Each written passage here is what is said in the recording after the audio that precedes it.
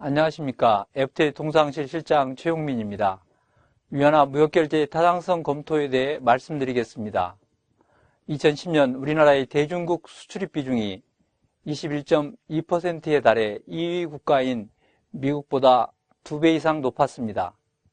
대중국 교육 규모의 급증에도 불구하고 대중국 무역의 결제 통화는 달러화 위주에서 벗어나지 못해 위안화 결제 비중은 극히 미미한 실정입니다.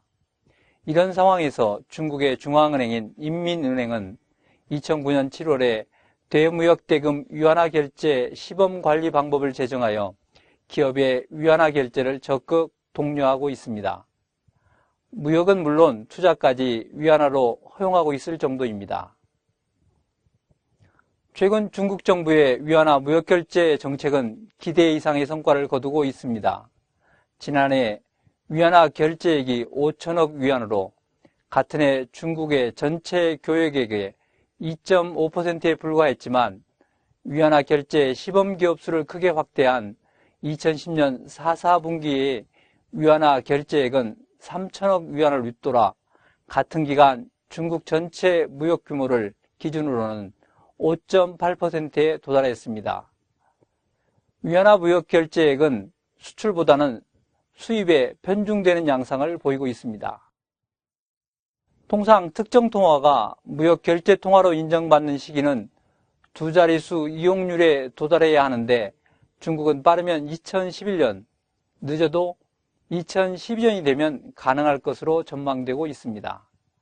스탠다드 차터스 은행은 2015년에 중국 상품 수입액 중 위안화 결제 비중이 15%에 달할 것으로 예측했으며 HSBC 은행은 중국과 신흥국 간 위안화 결제액 비중이 최대 50%에 도달할 것이라고 예측하고 있습니다.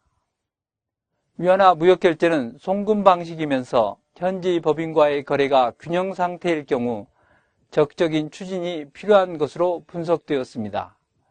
송금 방식 수출입의 경우 중국 내 업체는 환전 수수료 절감이 가능하고 무역대금을 수령한 한국 내 업체가 향후 결제 수요를 위해 외화 예금을 한다고 가정하면 위안화가 달러화에 비해 약 2%포인트 정도 이자 수익이 높다고 할 수 있습니다.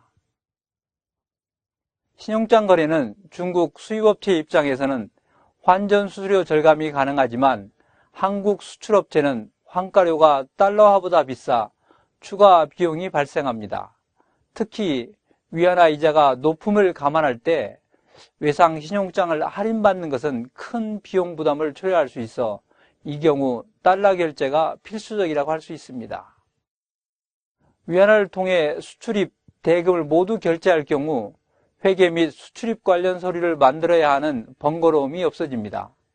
또한 위안화로 결제할 경우 중국 측 거래소는 환 리스크가 완전히 제거되지만 한국 측은 환 리스크에 여전히 노출되는 문제가 있습니다.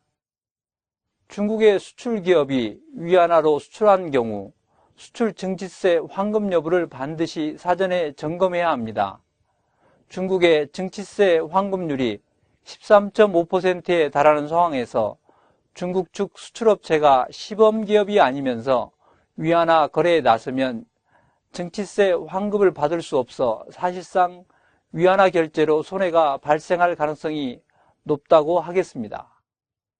위안화 무역 결제액은 향후 1, 2년 내에 중국 전체 무역액의 10%에 무난히 진입할 전망이어서 대중국 교육 확대를 위한 필수 고려사항으로 부상 중입니다.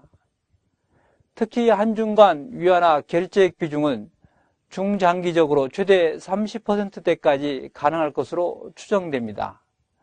다만 중국의 자본거래 자유화 조치가 보다 진전되어 위안화의 거래 비용, 투자처, 환 리스크 등의 유리한 환경이 조성되어야 한다는 과제를 안고 있습니다. 송금 방식 결제, 수출입 무역, 무역 업무 간소화, 마케팅 지원, 자회사 거래 등 5개 항목 중 2개 이상에 해당되면 위안화 거래를 적극 검토할 필요가 있습니다. 반면 신용장 결제 방식, 비시범기업 외환 리스크 관리회로, 수출입 일반 거래, 거래은행이 위안화 거래를 안 하는 경우 등 5가지의 중요한 요소 중 2개 이상이 해당된다면 위안화 거래를 검토할 필요가 없다는 결론에 도달합니다. 이상 위안화 무역결제 타당성 검토에 대해 말씀드렸습니다. 감사합니다.